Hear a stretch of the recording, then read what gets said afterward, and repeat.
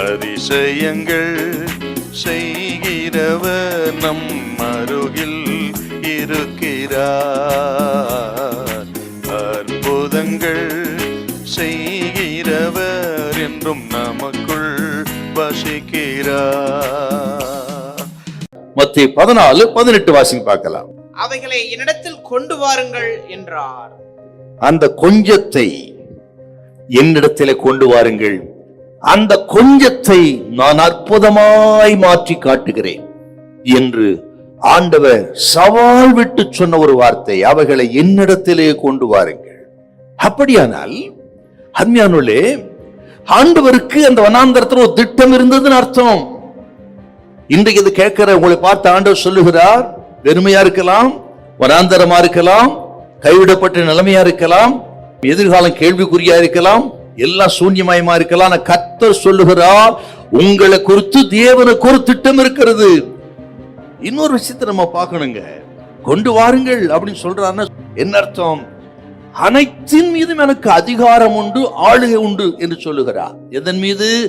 இந்த வனாந்தரத்தின் மீது, இந்த வெறுமையின் மீது, திரளான பிரச்சனைகள் மீது, தேவையுள்ள மக்கள் மீது, வெகு நேரமாகிவிட்டது அந்த நேரத்தின் மீது, காலத்தின் மீது, எல்லாவற்றின் மீதும் எனக்கு அதிகாரம் உண்டு, ஆளுகை உண்டு.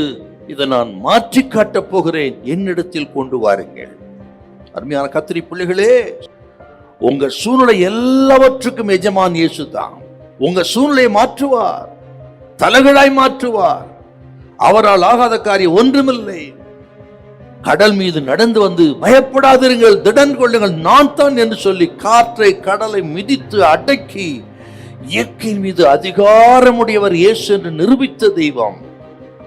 அவர் படகில் ஏறின பொழுது காற்று அமர்ந்தது, மிகுந்த அமைதல் உண்டாயிற்று. உங்க வீட்டிலேயே மிகுந்த அமைதல் கொடுக்க கர்த்தர் வல்லவர். உங்கள் வீட்டின் மீது, உங்கள் பிரச்சனை மீது, தேவை மீது அவருக்கு ஆளுகை அதிகாரம் உண்டு. கர்த்தர் சொல்ற, என்னிடத்துல கொண்டு வாருங்கள். உங்க இருதயத்தை, உங்க குடும்பத்தை, உங்க பிள்ளைகளை, பிரச்சனைகளை ஆண்டவர் கையில கொடுங்க. அவர் ஆளுகை செய்வார், அவர் திட்டம் நிறைவேறும், அங்கே அற்புதம் நடக்கும். முடியாததை முடியும்படி செய்ய கர்த்தரவில்லை. இன்னும் சொல்கிறேன், உங்களால முடிஞ்சதை நீங்க செய்யுங்க, முடியாததை கர்த்தர் பார்த்து கொள்வார். நம்மால் முடிந்ததை செய்வோம். ஜெபிக்க முடியும், நம்மால பிரச்சனை ஆண்டவர் கரத்துல கொடுக்க முடியும், ஆண்டவர் விசுவாசிக்க முடியும். இருக்கிற கொஞ்சத்தை அவர் கையில கொடுங்க, பிரச்சனை அவர் கையில கொடுங்க. நம்மால் முடிந்ததை செய்வோம், முடியாததை கர்த்தர் பார்த்து கொள்வார். அவரால் ஆகாத காரியம் ஒன்றுமில்லை. ஆக பிரச்சனைகளை அவரிடத்துல கொண்டு வாருங்கள், ஒரு அற்புதத்தை கர்த்தர் செய்வார். ஹல்லேலூயா, ஹல்லேலூயா.